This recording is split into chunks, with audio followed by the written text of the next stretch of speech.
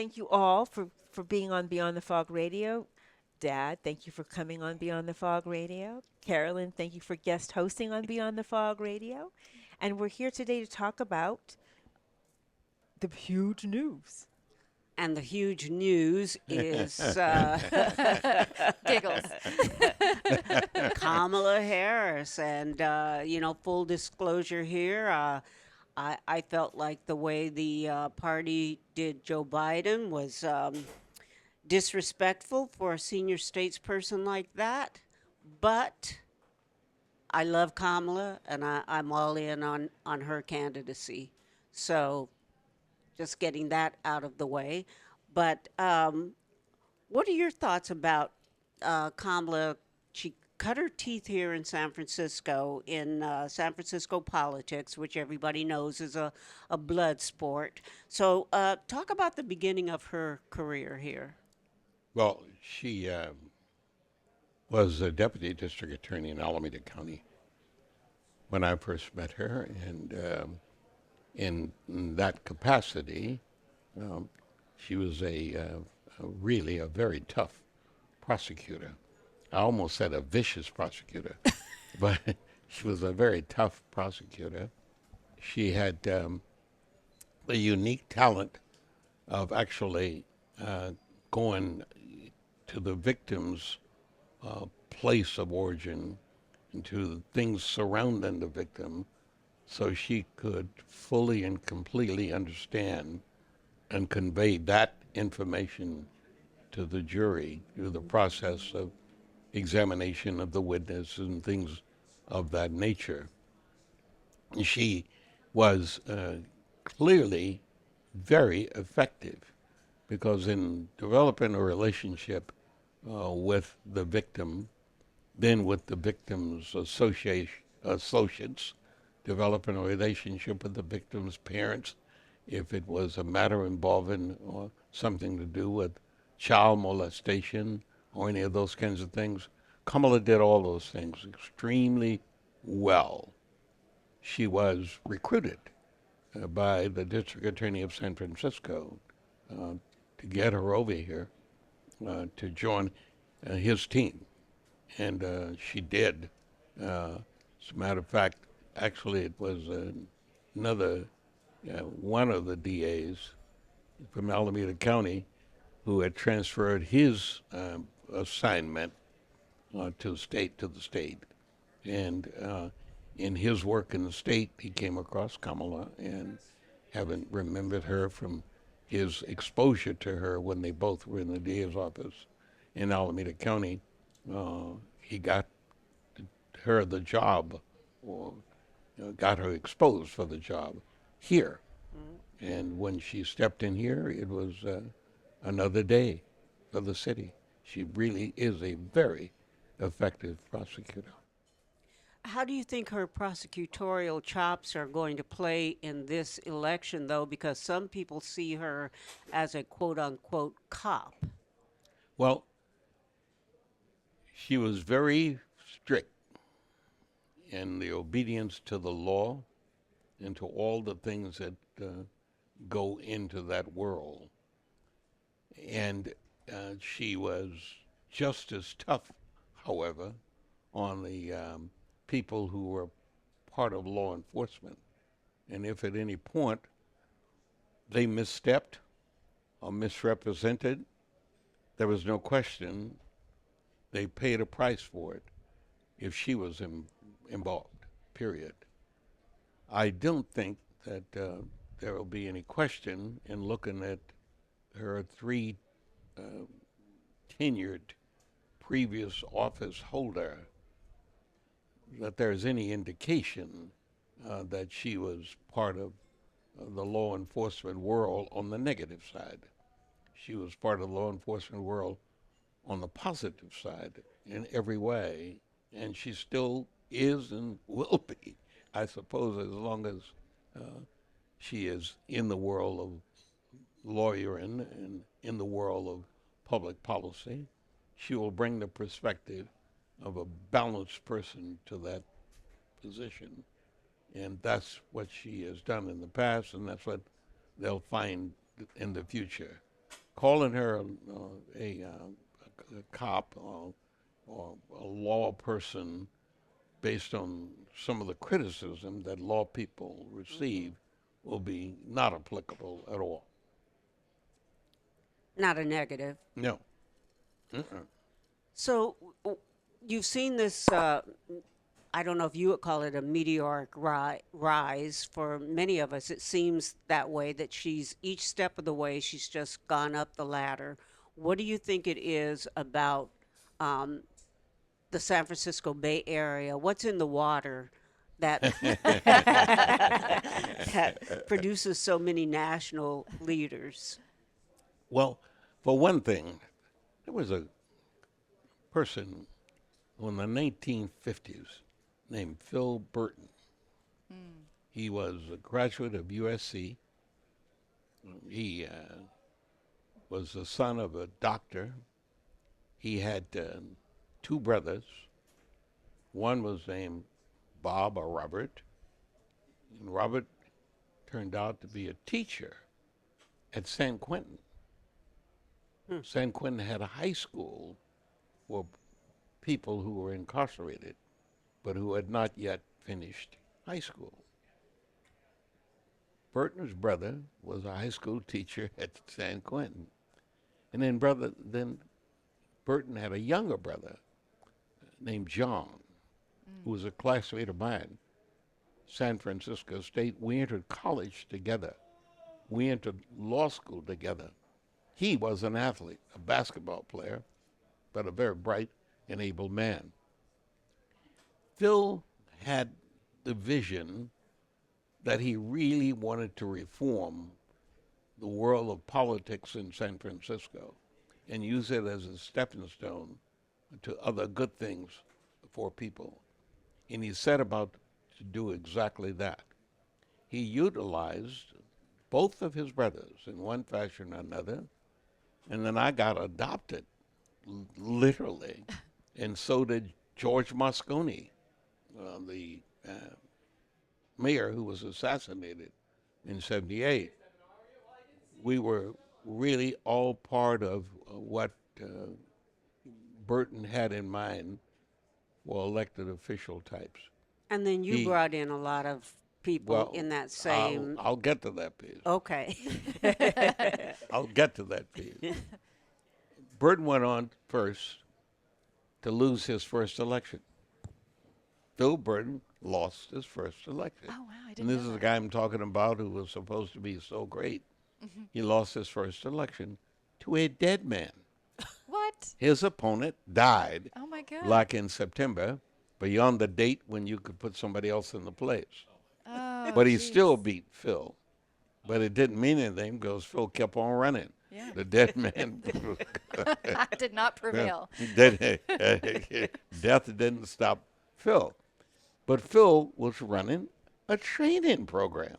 And we were all part of his training program. Informal.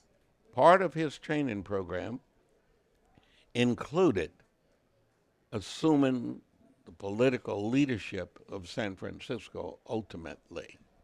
San Francisco in the old days was pretty much under the control of the Downtown Association, the 4 newspapers, and organized labor, but the part of organized labor that did not include, people who worked in hotels and who worked in places of that nature. It was the other part of organized labor. Phil Burton literally changed all that. He exercised first to get himself elected. Then he set about to start electing and assigning people of color and women to positions of importance. Yes. And it was all part of how do you get elected. Phil and his wife, Sala, worked on that 24 hours a day. Wow. And every one of us had the responsibility, some responsibility, to do something. The 2 most undisciplined persons under his tutelage was his brother John, and me. We were the two people that he had more Troublemakers. difficult with. He was really unusually proud of George Moscone, because George was a handsome, all-city basketball player. He was all of the things that the opposition loved, but he was truly a Burtonite, so to speak. He was part of the Burton team. Phil did all of that and worked it well. By the time in the early 80s, when Phil when Phil died, he had already put in place his brother John as an assemblyman in Sacramento, because Phil had been an assemblyman in Sacramento, but he had gone on to Congress. Phil had orchestrated the process by which he got the congressional seat from Jack Shelley, Calvin Shelley's father. Calvin Shelley was a student of the Phil Burton world as well, very young, worked for Phil. Phil had managed to put together more than just the ones that I previously described. It was a whole host of other folk that he had concentrated on making sure that they understood the need to participate in the political world. He orchestrated the process by which the Chinese community became part of the Phil Burton team. The first Chinese of any substance to hold any position in San Francisco was the postmaster. Lim P. Lee was named postmaster, orchestrated again by Phil Burton. Wow. Phil Burton was, it was part of the Burton machine, so to speak, those kind of positions and those kind of jobs. At the same time, Phil Burton had included the person who owned the San Francisco Sun-Reporter, a doctor, Carlton Goodlett. And Goodlett was way left of the world. When Phil made sure that the world knew he was way left of the world, but simultaneously, the left had to follow Phil's leadership in all the process, and so Goodlett became a great ally of Phil. Phil built this operation that way, and when he died, he left it to his persons who had been his trainees, so to speak, and that ended up in primarily his wife, who likewise had health issues. She died, and that's the point at which Nancy Pelosi became a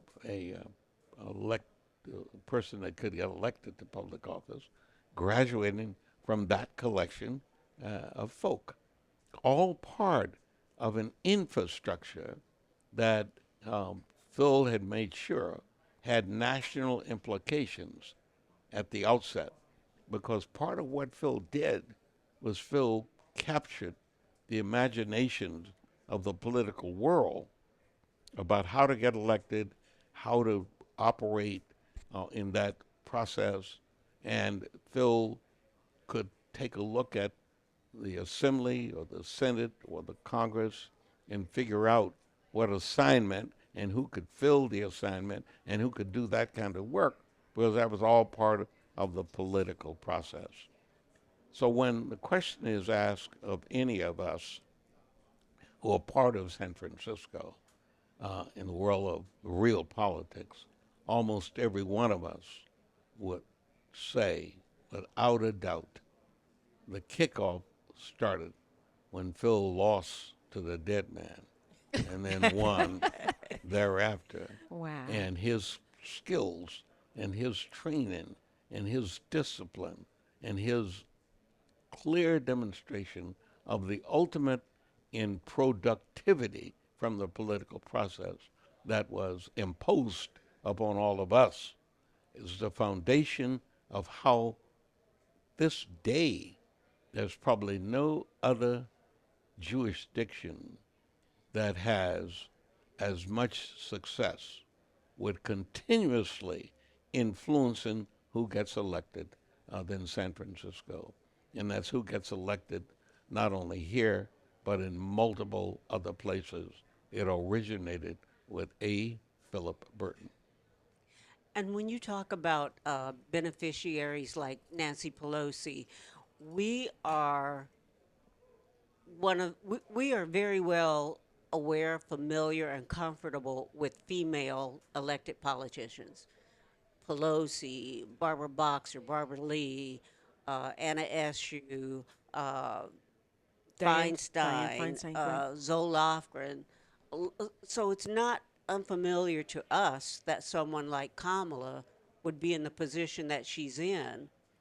But can you talk a little bit about uh, the push and pull between um, sexism, gen, uh, gender, and race in politics? And like I said, we're familiar with that and comfortable with it. How does Kamala make the rest of the country equally comfortable with the thought of her being the leader of the free world? Well, I don't think that will be difficult for her because it's genuine. She's not exploiting her advocacy role uh, as an elected official for just political purposes. None of it. She took on, for an example, when first seeking public office, she took on a Hallinan. Now, the history of the Hallinan is that the father was a candidate for president on what essentially was the leftist of all left tickets so many years ago. He won nothing. Uh, his son, whom Kamala took on, Kamala took on the son, Terrence Hallinan, who had won the job of being a prosecutor, elected prosecutor, not a prosecutor by birth or by commitment, but he won the district attorney's job because it was in the campaign to elect Willie Brown mayor that produced the turnout that allowed progressives or left-wingers, as Hallinan was, he got the benefit of the non-left-wingers that Willie Brown had great influence on. And they voted for him because he was part of the Willie Brown team. Well, he was part of the Willie Brown team, a team that originally was born in the Burton world. And so when he became the person who was supposed to be prosecuting people, he consistently did not do the job of a true prosecutor. He did the same kind of thing that got Chesa Bodine recalled. He really did not understand that once you are sworn into public office, everything said in the swearing in is what you have to be obedient to, no matter what your philosophy happens to be. And unless you're in a position where you can change the policy, you're not expected to do anything except be outstanding at implementing in the most fair-minded way, in the most appropriate way, the results of what you swore to do. Hallinan didn't do that. Hallinan made the major mistake of becoming an annoyance to me. Watch out. He indicted my entire command staff, from the black police chief all the way down on the command staff, whomever was there, Was that Earl because Saunders? as Earl Sanders was the chief, he indicted them though because there had been an occasion where some of the more police types had been on, I think, Union Street, and had there were 3 or 4 young officers, brand new rookie police officers, who had been down there on the streets having a good time. And apparently somebody came out from one of the bars with fajitas. And Fajita Gate. that's Fajita right. Gate, You that's got it. right, Fajita yeah. Gate. And some incident occurred. And, of course, when the incident occurred, no one got really hurt, but the police were called. And it turned out that one particular member of that new group of cops, so to speak, was the son of a deputy police chief. And Hallinan had been waiting to get the police off base for a long time because they had always been tough on the Hallinans. They were always, those 4 or 5 boys were really Hellraisers. streets people. And they, Wasn't he a boxer? one A of them, pugilist? yeah, they all were, because they, instead of having a basketball gymnasium, their family in Marin County, where they lived, had a boxing ring Oh, wow. gymnasium. So they were pugilists, and Yeah. it was really tough. And he had been waiting because several of his friends at some point had been arrested for some crime that they committed, usually disturbing the peace or something. And he thought he'd take the opportunity to know that the families and the friends at the higher level in the police department may very well have been doing something with the arrest of the Fajita Gate participants, etc. And he jumped in, and and of course the newspapers published the story. Well, all of my leadership, except Earl, came into my office and put their badges and their guns on the desk. I didn't insist upon any of that. I had defended their right to do whatever they need to do, and that they would be subject to any punishment if they had been favorably disposed to helping out their relatives. None of them did, but they all resigned. I said, no, you can take a leave of absence. You can't resign. I'm not going to go interview any new people to do the job. But I joined in with 2 or 3 folk that put together a great legal team. And that legal team not only beat Hallinan on this issue, that legal team got each one of those officers who had been charged by the grand jury led by Hallinan with never having to say they'd ever been arrested or ever been charged with anything, because the courts ruled that the arrest was so inappropriate that it did not apply to anybody having to say they've ever been arrested. And so I kept my operation intact. But Hallinan was truly a potential target. And Kamala Harris became the firing squad, and she got him. So I want to kind of narrow the conversation to, I love all the history. We're in a pivotal historical moment with Kamala. And I want to know what you think are the qualities that she has that are going to enable her to take this momentum and go over the finish line. Well, first and foremost, Kamala Harris has had the most incredible 10 days of any black for a national office I've ever seen. I frankly don't understand it. I've never dreamed of being so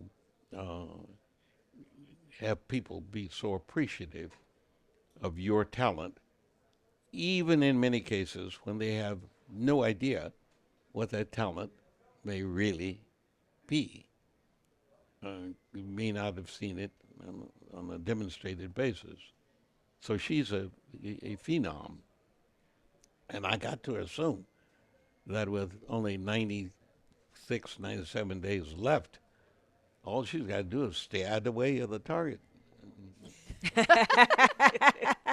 And she'll be the first woman president of this country. And it will be absolutely earth-shaking for the whole world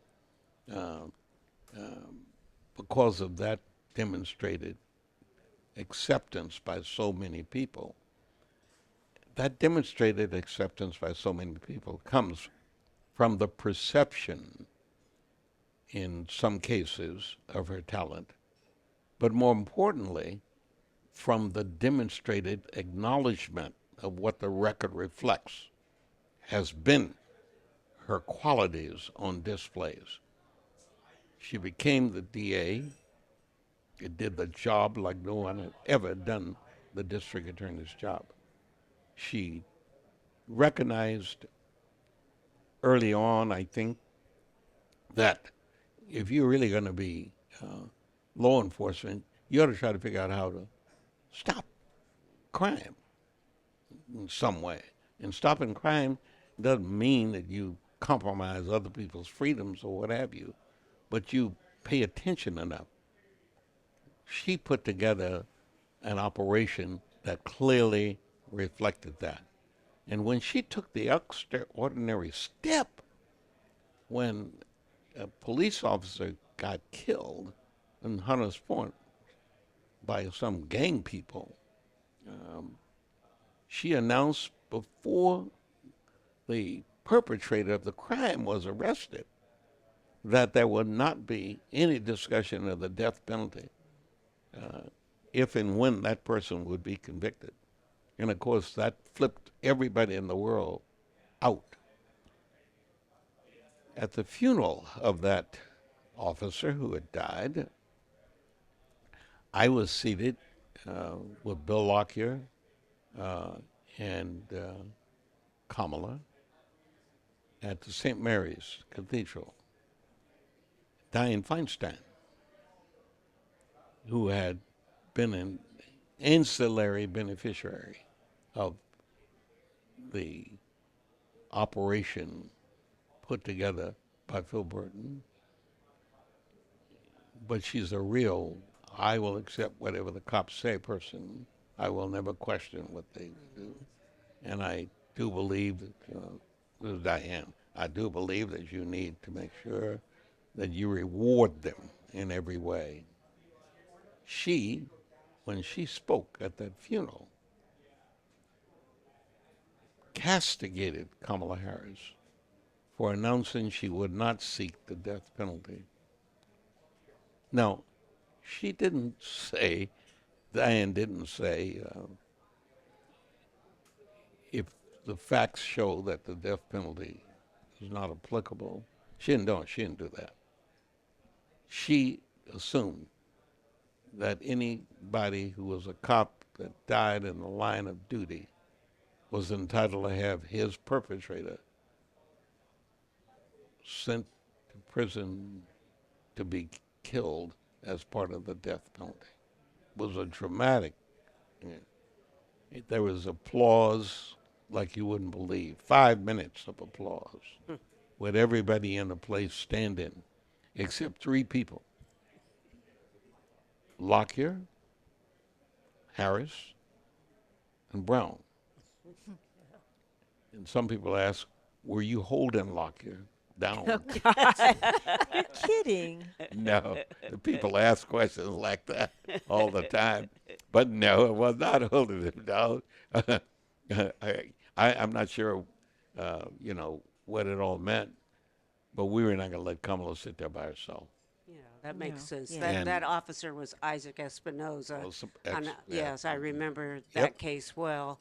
So now Kamala is being tarred by labels of San Francisco liberal. DEI candidate. How does she counter that, or does she just, she can't ignore it? No, I disagree with you. You think she should?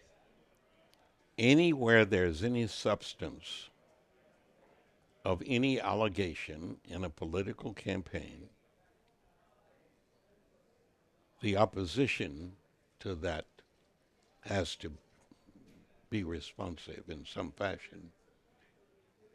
But the kind of attack upon her perpetrated by Trump and his kind has nothing to do with any necessity for being responsive to anything they say.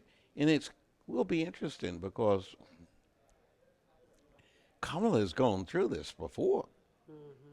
She won the district attorneyship of San Francisco twice. She then decided to run for attorney general. Unprecedented. No woman has ever been the attorney general of California. And California is, no matter what anybody thinks, this is a law enforcement state. This is not a state where you give cops a pass. We literally want police officers to protect us, but they must do so pursuant to all the rules, period. So we don't really give them a pass, but we don't go try to prosecute them. There's a guy named John Burris who, the nature of his ability to prosecute police has nothing to do with their performance in their job as criminals. But he literally causes more police to lose their jobs, more police chiefs to lose their jobs for violating any of the rules and what have you. And one of the interesting things that the public doesn't know about is his relationship with Kamala Harris is a very good one. They were friends forever, period. He never had any issue with how she handled the process involving law enforcement. Never. And he'll tell you that if you'd ever ask him. Well, if you go on from her job as the DA and her quest to become the Attorney General, it meant in the state of California, she had to go to Fresno. She had to go to Riverside. She had to go to San Diego. She had to go to San Pedro. She had to go to all these places where Republicans were being elected to public office. She had to address the issues vis-a-vis law enforcement. The number one Republican guy in the state on the issue was the DA of Los Angeles County. What did she do? She beat the DA of Los Angeles County in the capacity of the first woman, the first person of color to become an attorney general in the state of California. That was an awesome campaign, and it was all because the public got an exposure to a real quality candidate for public office, which she dramatically demonstrated. Well, she's won more elections than Trump. District attorney, attorney general, senator. I mean, come on. So there is. He's only won one. That's what yes. And that was by accident. That's the point I'm Let me making. tell you, if Hillary Clinton had the chutzpah, as it's called, to have turned around and slapped him when he kept walking Stalking behind her, her yes. in that debate, she would be finishing her second term as the president of these United States, because the public would have loved to see him get his face slapped for bullying her. Well, Period. I loved what Kamala said yesterday in that rally in Georgia. She said, debate me. She said, you're talking about me. Say it to my face. And that's... It was better than that. You was better than that. She said, And I said to him, you got something to say to me? And with that, 10,000 people said, say it to my face. That's because that's part of the blackness. She knew exactly what the reaction would be by somebody in that room when she put the question out there. And it was awesome the way that happened. And believe me, it is the subject matter of her appearance in Atlanta, Georgia, for the first big public event that she has done since she's been the presumed nominee. And she's going to keep that up because she went from being the person that defeated the district attorney of Los Angeles for the attorney generalship in the state of California, and in a state where this is not a anti-cop state. This is not, any of the things that go with that. And she didn't make any concession at all to the advocates on the real left side who were praying that she would be condemning cops and defunding cops. She did none of that. She got elected Attorney General and implemented the process. And the Attorney Generalship got criticized for not being aggressive and okay on pot, got criticized for a whole series of things, but it didn't bother her at all. She understood very clearly what her commitment needed to be and her performance needed to be. And she did that. And she'll do it again because the minute she got herself situated as AG, 4 years later, Barbara Boxer decides not to run for U.S. Senate again.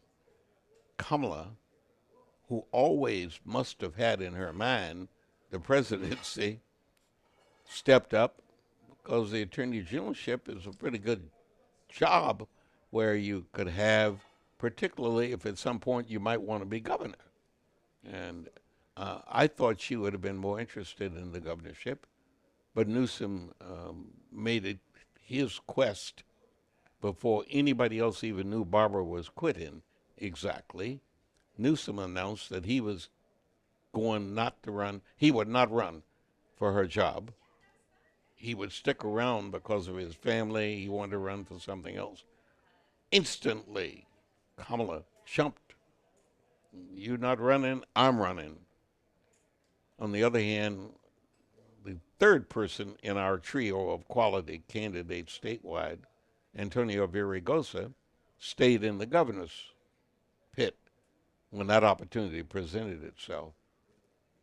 Kamala went to where there was nobody but Kamala, so to speak, at that zenith level of qualifications, and she won. And then she demonstrated as if she had the job of putting away bad people about to go on the Supreme Court. Mm-hmm. And you recall that the Attorney General of the United States got examined by Kamala Harris. Session got examined by Kamala Harris. She did an incredible job of doing what she did first in Alameda County and second in San Francisco County. That put her on the national map. I mean, we knew about it here, but now San Francisco is under the microscope. We are always a punching bag. Does her ascension help us maybe in some ways, or is it going to be a negative that has to be overcome? Well, I don't see San Francisco ever as a negative. I don't either, but the pundits. I know, but they are all, looking for the opportunity to come here if they get the chance. And we want to give them the opportunity to come to what I hope she will do, win the presidency, and then somehow come back here where it all began rather than going to Los Angeles where she currently lives in the house that her husband owns. I want her to come back here. I want this to be the headquarters, so to speak, for the President of the United States, as Delaware is the headquarters for the President of the United States currently. I want it to be San Francisco. And so, what would that do for us? That's what I'm wondering. Do you actually then have a tourist map of all the places Where she Kamala's- ate, all the yes, places where she slept, where she all partied? where she partied. Yes, yeah. That's going to happen anyway. They're already doing that. They're asking questions about, did she ever eat at Sam's? You know, Does she have her name on a chair at Sam's? Like you do? What do you think should be? all of her friends put my name on that chair. At Oh. Sam's. Yeah, Stanley Gaddy, Joe Schumann, but they all put that together. Oh, I love it. I was going to ask about her slogan, because one of the things that she said is "we won't go back" or "we're not going back" or whatever. I mean, if you were advising her, I mean, because slogans matter. "Make America Great Again," unfortunately, caught on. So, what would you advise? It was a great slogan that he had. I know. Great slogan that he did. And For if white you people. recall, if you recall that Obama had a pretty good slogan, hope. Yes.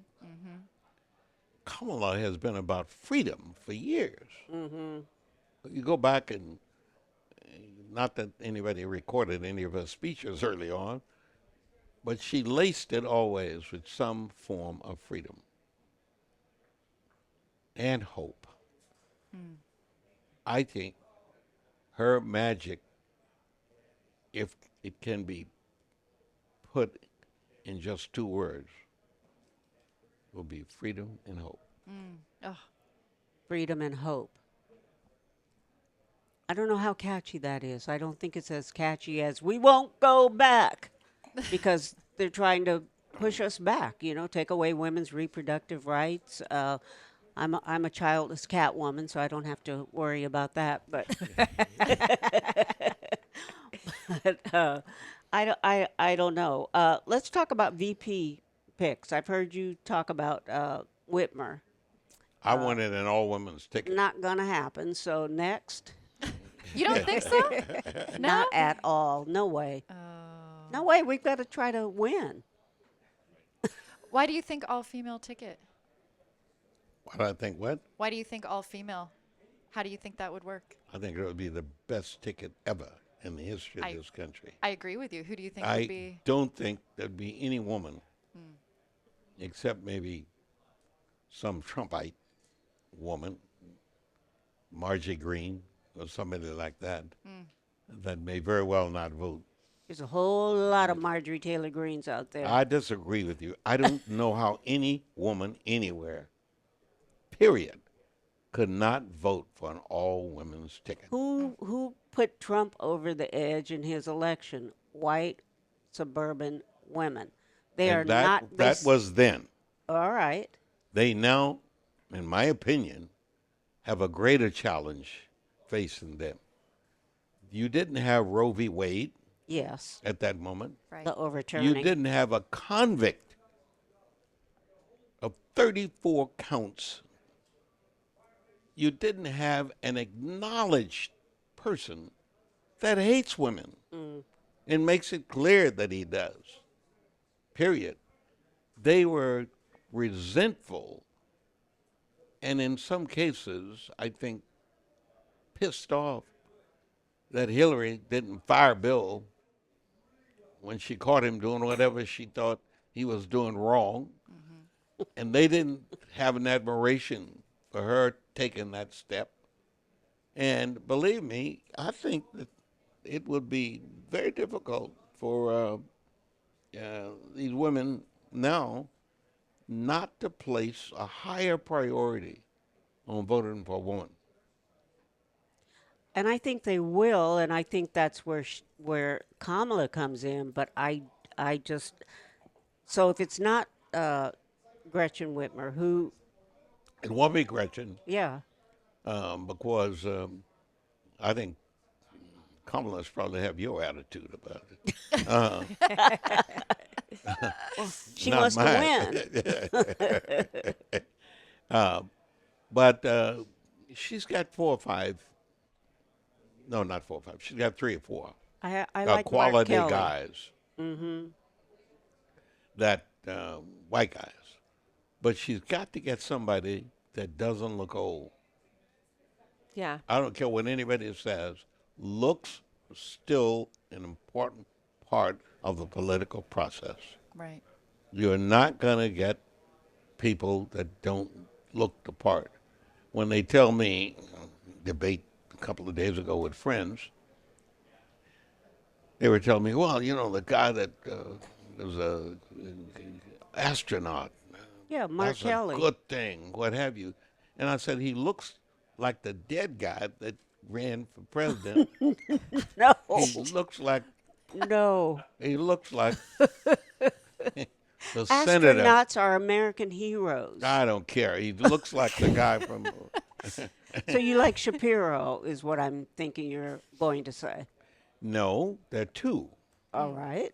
I think Shapiro is the movie star. Great speaker. Okay. Charismatic. He's the movie star. He's also Jewish. Yes. Some people would raise questions about whether or not a Jew could and a black could win.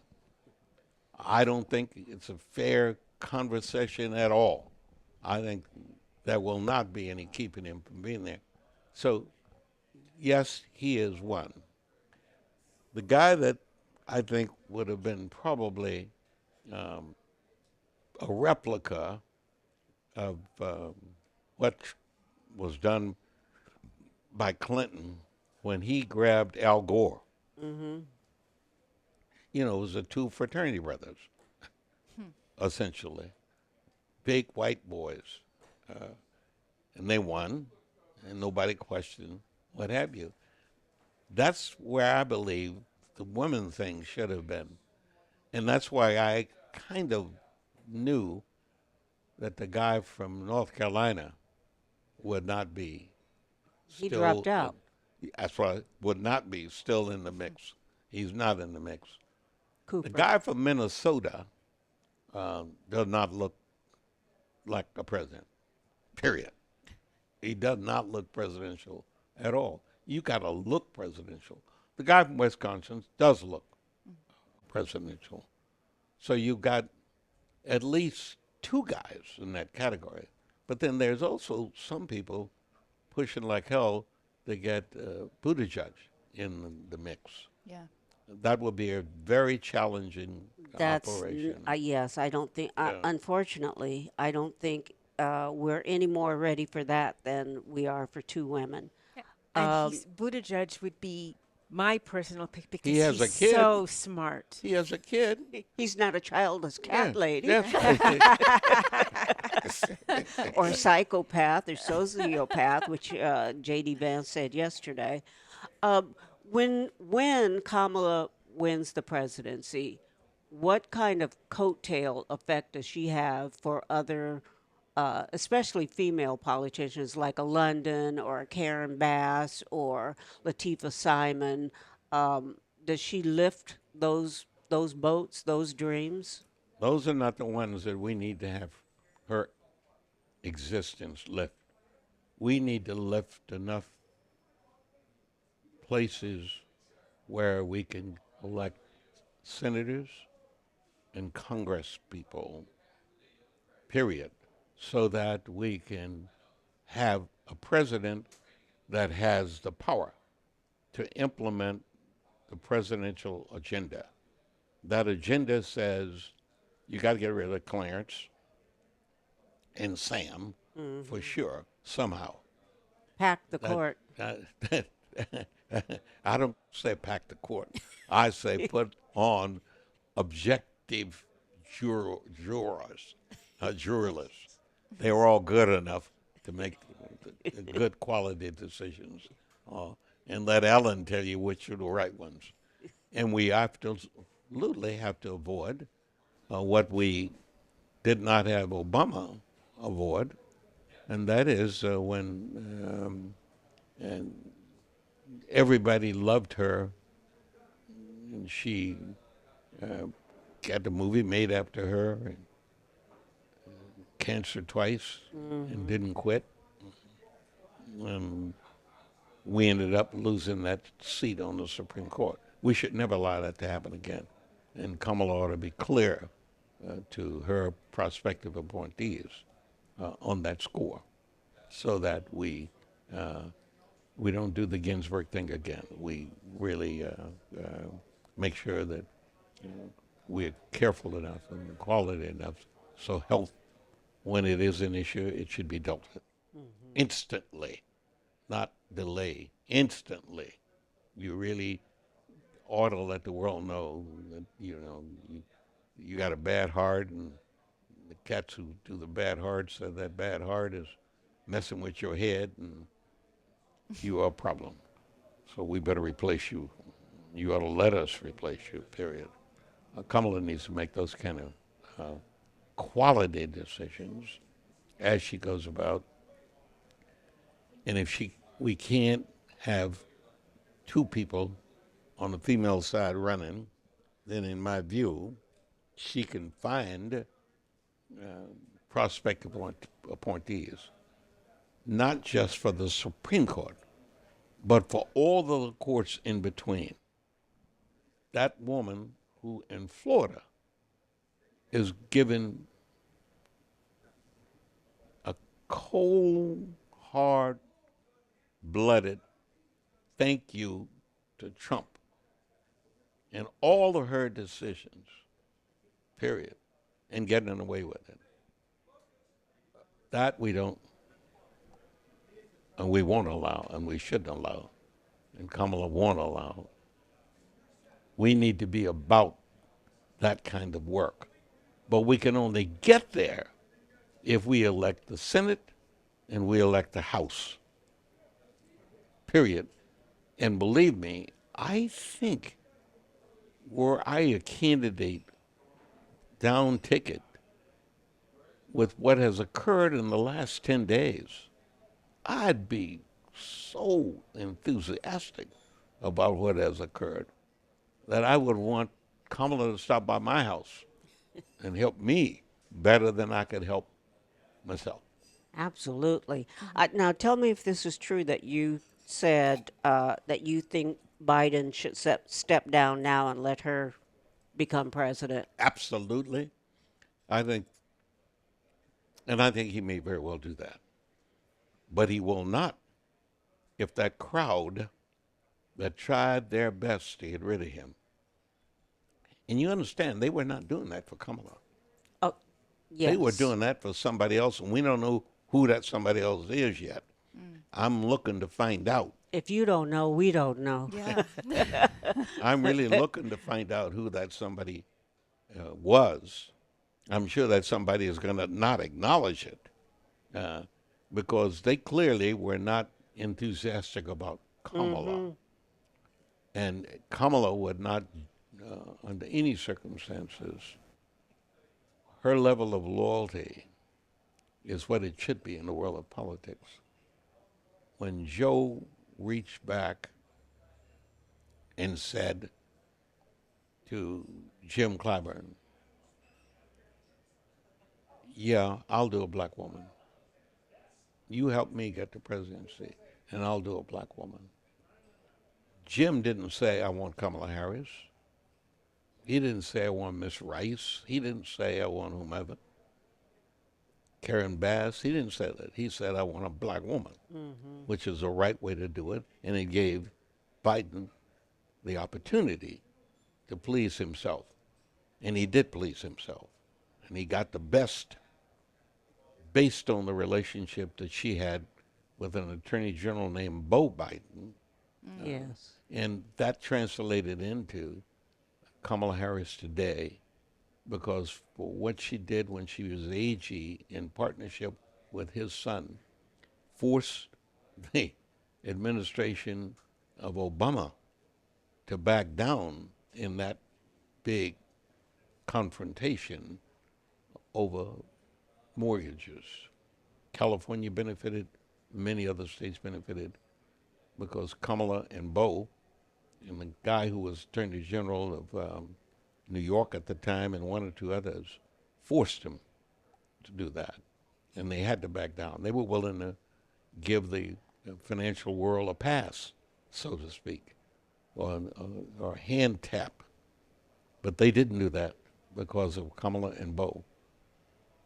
When he had the chance to select somebody to run with him black, he selected the person that he thought Bo would have selected to run black. And that is a incredible contribution. And henceforth, black folk ought to know Kamala makes it. She did something nobody has ever done in this country. She became the first female vice president. No one else has done that, period. She becomes the president. No one else will have done that either. Man who ought to be thanked. In my world, he's right up there with King. He's right up there with Marshall. He's right up there with folk that really deserve to be acknowledged. Period.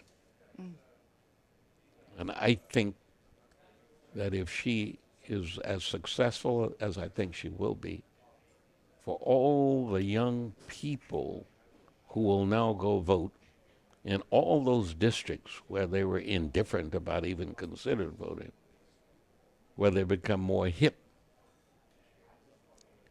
it will be the decisive change in this nation, and it'll all be because of the lady that Trump didn't know was black. So we're almost at the end of time here. And I have one last wrap question for you, Mr. Mayor Willie Brown. So you talked in the beginning about the community of San Francisco, what brought you here, what Philip Burton did with the community backing him, and all of you as you've all risen up in politics here in the Bay Area. What can the Bay Area do to support Kamala to help the rest of the country get her elected? Well, I was amazed at how quick, when she got the nod, and all those congressional powerhouses had been committed to trying to have their own person. She got the nod, and the first thing that happened was her sorority put together a call operation that in this electronic world now, they got a chance to give money immediately. And I'm not sure they will ever complete the commitment, but they raised millions of dollars on Kamala's behalf. The black men followed almost in step. And then the white men. White dudes. No, white dudes White for Harris. dudes. White dudes for Kamala. Yes. That's And then the white women for Yes. Kamala. Yes. And then the other day, I was, 3 or 4 days ago, I was someplace and 3 or 4 13, 14-year-old girls came over to me and said, we know you and we want to help your friend Kamala Harris. But we don't want to do it through our mother or our father. What should we do? Gen Z for Kamala. Yes, right? I said, why don't you guys go online and see if you can't line up every youngster your age, and all you're going to do is you're going to give Kamala 100% of whatever your parents are giving you to spend. Wow. Like their allowance. Give the allowance. It's Oh, amazing. I love that. And if those little girls do that, and they're the little girls, I said, so why did you ask me though? So well, since I was 9, I've been watching Willie Brown. So how have you been watching Willie Brown? It never comes down on Willie Brown. Princess Diaries. Princess Diaries. Princess Diaries. Wow. These little girls. Never comes down on Willie Brown. Yeah, That's yeah. a line. That That's was a a line line. in That's the you. film. My- Yeah, that was yeah. That was that movie that I was in. Oh. It never comes down on Willie Brown. And these little girls, and Oh my every year gosh. that movie is re-released Yes. apparently, Yeah. and they see it, And they see and they it. absolutely love it. Oh my gosh. That's amazing. So there might be a collection of little girls from all over the country Yes. giving their allowance to Well, Kamala to Harris. Kamala Harris. That's a Have- great story. That That's is a good great story. I got Yes. goosebumps now. But I was shocked it was for 4 little girls. How you know anything about me? It never comes down on Willie Brown. Oh, that's magic. I'm That's sure pure glad I magic. didn't ruin that. Well, it's so great talking with you today. It's great to get some of the history behind everything, behind politics in San Francisco. And all I can say is go, Kamala, go. And, my black job is voting. And I'll be out there doing that. And I think your question about what we can do, because we're in a blue state, Yes. I have friends who are planning to go to other states to do door knocking and things like that. What else would you suggest? I would suggest that the electronic process allows 100% participation in the campaigns in every other state. So every day, make it clear to other states, any state that you want to help. And I'd suggest you help the state where there's a potential for either a Senate Yes. or a congressional decision, and you become part of the people who make the calls. And you can do that with all these bad items that comes on my cell phone, soliciting. I know that electronic process is there, and I'm urging everybody, you don't have to drive to Nevada to help that female senator who the Republicans are after. You don't have to drive to Arizona to help that guy that's trying to beat that Lake woman for that gig.